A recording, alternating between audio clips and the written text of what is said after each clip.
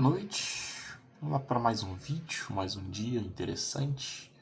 E como toda quarta-feira a gente está fazendo aqui o Quarta Kids, acho que é o terceiro ou quarto vídeo dessa série. Então trazer para vocês algumas coisinhas aqui interessantes que aconteceram no nosso ministério querido. Alguns chamados que talvez eu acho que é legal compartilhar com vocês, algumas visões e só algumas coisinhas legais que estão acontecendo aí no meio de Maio Laranja, né? Que é muito mais do que um evento, muito mais que uma campanha, é uma realidade que a gente está vivendo hoje em dia. Então acho que é interessante falar com vocês sobre isso e gostaria, diante de tudo, ler com vocês uma passagem de versículo. Mateus 19,14. Deixai vir a mim os pequeninos e não os impeças, porque dos tais é o reino dos céus. Então o próprio Cristo já dizia pra gente que, né, os pequeninos deveriam chegar até ele, pois ele era o rei dos céus. Isso aqui, quando você para pensar de forma reflexiva, e você entende que quando você está falando de pequenininhos, ele está se referindo a uma próxima geração, ele está dizendo que as próximas gerações não devem ser impedidas de chegar a ele. Então, como sua obrigação, como minha obrigação de pessoas agora atuantes, adultos funcionais, que temos uma geração toda à frente para ser trabalhada, é literalmente cuidar desses pequenos para que eles possam chegar a Cristo na maneira que tudo deve ser feito. Né? Então, esse versículo fala muito para a gente. Se a gente você parar para orar em cima dele, se você parar para estudar esse versículo, você vai conseguir tirar muitas interpretações de o quanto é importante o cuidado para com os próximos. E ele é cercado de uma roupagem, ainda mais quando a gente fala sobre os pequeninos, que eu acho que é uma palavra muito bonitinha que ele coloca dentro da Bíblia. Uma das palavras para mim que é mais bonitinha em relação ao texto, né? Muito pequeninos, é tipo, é o carinho até os pequenos detalhes, das menores coisas, das menores crianças, das menores tudo. Então, deixai a vir a mim os pequeninos, e não os impeças, porque dos tais é o reino dos céus. E aí eu queria começar compartilhando primeiro uma coisa que eu falei até com algumas pessoas nos stories no Instagram esses últimos dias, que aconteceu no último domingo. Eu acho que é um relato que eu preciso deixar gravado para passar para frente. Eu acho que essa visão de quanto as crianças são importantes pra gente, né? No domingo passado, a gente estava na sala de 4 anos e teve uma jovem cidadãzinha que chegou de bailarina, né? Toda arrumadinha, cara pintada, toda sorridente, toda animada, saltitante, pulante. Notoriamente dava para ver que ela era uma criança muito bem cuidada, muito bem tratada, que tinha no seu seio familiar uma família que estava estável em Cristo, que trazia para ela a palavra de Cristo. E, cara, muito bonito de ver. De ver. Uninha pintada, tudo boneca. Parecia que a mãe tinha levado ela na Barbie, era uma Barbie que a mãe estava criando. Muito fofinho. E tinha um jovenzinho, com a mesma faixa etária que ela, só que ele tinha um aspecto, né, de aluno da Chicago e tudo mais. Só que o menino não conseguia ficar muito tempo quieto. Então até a professora que estava dando aula no dia, ela estava bem difícil a dar aula. E aí essa meninazinha, tão fofa do jeito que ela é, o que ela fez quando viu que o amiguinho não estava quietando e a professora já tinha falado para ele quietar várias vezes? Ela literalmente botou a mãozinha na costa do menino e ficou fazendo carinho. Ao ponto do menino se sentir tão confortável com a presença da amiguinha que ele se deitou no chão e ela ficou com a mãozinha segurando a mãozinha dele. E aí tu tira que, tipo, os próprios pequenos cuidam de si mesmos porque eles foram ensinados a cuidar. Então quando a gente fala que deixar eles ir ao reino de... Não impeçam de eles irem a Cristo para que o reino é deles no futuro dos céus, né? É muito isso. É você mostrar para as crianças como é o caminho do reino. Porque na medida que eles entendem onde eles têm que chegar, onde é a casa deles, onde é o momento em que eles devem estar naquela fase de vida, dificilmente eles vão se perder pelo caminho. Ou pelo menos, se for algum dia desviar, porque infelizmente o mundo ele é muito sujo e acabam dragando algumas crianças nas nossas vidas. Às vezes nem criança, mas quando fica adolescente principalmente, eles saibam o caminho de volta. Porque um dia já esteve lá.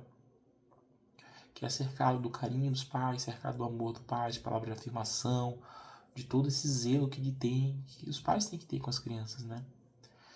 Então, até lá em Provérbios 22:6, né, a gente lê: ensina a criança no caminho que ela deve andar, e ainda quando for velho não se desviará dele. O ideal é quando uma família consegue estruturar a cabecinha da sua criança, né, da sua filha, e colocar Cristo ao centro, ser cristocêntrica, ela acaba tornando a vida daquela criança como se fosse algo muito especial, porque ela vai poder ter a possibilidade de viver em um mundo onde o pecado habita, mas ela ainda assim, sabendo de tudo isso, ela ainda opta por amar a Deus, desde criança. E uma coisa que a maturidade traz pra gente é que à medida que você faz uma coisa, à medida que você tem um sentimento que é nutrido, que você realmente nutre, tá? Que é nutrido, que é cuidado, que é zelado, que é dado com amor todos os dias, nem que seja uma pequena dosezinha, isso tende a transbordar em algo muito maior. Então, é muito fácil, à medida que se constrói uma boa fundamentação, uma boa base, você edifica a vida da criança em cima de uma rocha, como deveria ser todas as igrejas de Cristo, né? Você acaba criando para ela um futuro estável na fé. Então, saber disso nos devia nos tranquilizar. Mas ao mesmo tempo que nos tranquiliza é colocar um peso, porque você acaba entendendo o quão importante é você aproximar o seu filho de Cristo, desde pequeno. Que muitos pais às vezes não sabem como fazer, porque às vezes a criança prefere ficar em casa em vez de ir pro culto, vendo desenho, larga tudo para não quer fazer oração, não quer fazer devocional, não quer ter seu momento de comunhão diária com Cristo. É difícil, não é fácil concorrer com as coisas do mundo. Porque na medida que tu tá falando pro teu filho, filho, fica quietinho aqui, orando para Cristo, falando com Deus, conversa com Ele, passa para Ele tuas dores, pelos problemas, como é que foi seu dia. Do lado tem uma tela, um celular, um WhatsApp, o whatever que seja, com um vídeo cheio de cores, cheio de dopamina, cheio de tudo que não presta. Doido para roubar a atenção do teu filho e ensinar coisas a ele que não vão ser úteis ou não deveriam ser ensinadas. Chega a ser desleal a concorrência. Mas se mantenha firme, pai.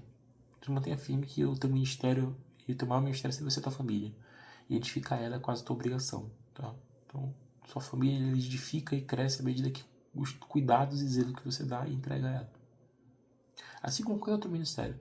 Se você tem umas pessoas, uma equipe que serve naquele ministério e ela se dedica de coração, ela faz com toda vontade, pode ser que nem sempre ela esteja disponível, mas sempre está disposta. É a mesma coisa que tem que ser na sua casa, tem que ser no seu lar, na sua família, nas suas criações dos seus filhos. Esteja sempre disposto. Porque isso é importante para eles. Tá? Hoje, infelizmente, a gente tem muitos servos que dizem de ser de Deus, que entregam o seu coração parcelado. Quantos ministérios nós temos hoje, qualquer igreja que você vai, e o engraçado é que você já vê que são os mesmos ministérios que têm quase os mesmos problemas, em ter uma quantidade de pessoas para ajudar no ministério adequado. Porque às vezes as pessoas entregam o coração à servidão, mas querendo algo em troca, querendo uma recompensa mundana, como atenção, visibilidade, um cargo, qualquer coisa do gênero. E geralmente esses ministérios que são mais isolados, como o parque, o kids, o lanche das crianças, o food, a story, qualquer coisa do gênero, são ministérios que são muito menos visados. Qualquer igreja que você for, por exemplo, eu posso falar um pouco mais da minha do Halloween, o IKEA é um ministério muito cheio, com bastante gente. Eu nunca vi uma movimentação desde que tivesse poucas pessoas.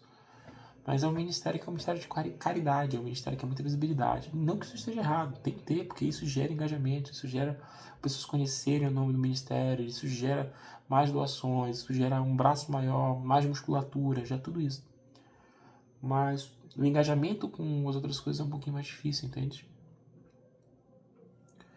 Então, amigos, se você for servir, porque normalmente quando você tem o entendimento de que as crianças é o futuro dessas gerações, sirva com todo amor, com todo o teu coração. Não vai lá só fazer por fazer. Não vai lá para ficar escorado na parede. Não vai lá para ficar quieto numa cadeira esperando o culto terminar como se fosse só uma obrigação sua estar ali e depois falar porque é bonito falar, né? Nossa, eu cuido de criança. Faz isso de verdade, faz isso com amor. Você vai entender que muitas coisas mudam na sua vida. E tudo que eu possa crer e entender de pessoas que acabam seguindo por essa linha de procurar mais visibilidade, mais eu e menos ele, que seria no caso fazer por amor, é que são pessoas que estão no lugar certo, mas não entenderam o lugar que estão. E infelizmente são muitos. Mas graças a Deus eu tenho sentido um levante de muitas pessoas que têm doado o seu coração cada vez mais e isso levantado. Deus tem levantado pessoas que nem sei explicar, velho. Eu me sinto muito mais seguro hoje, por exemplo, de estar numa consolidação no culto à noite do que ter ficado 2 cultos diretos no Kids, porque eu sei que o ministério vai rodar bem. Isso diz muito pra mim, tá? Muito importante pra mim isso, né? E, né, nós estamos aqui em Maio Laranja, né, galera? E para falar um pouquinho de Maio Laranja, eu queria ler o versículo primeiro. Mateus 18,6. Mas se alguém induzir a pecar um destes pequeninos que creem em mim, seria melhor que eles amarrassem uma pedra de moinho no pescoço e afogassem nas profundezas do mar. Poético, não. Trágico, bastante. Mas corretíssimo.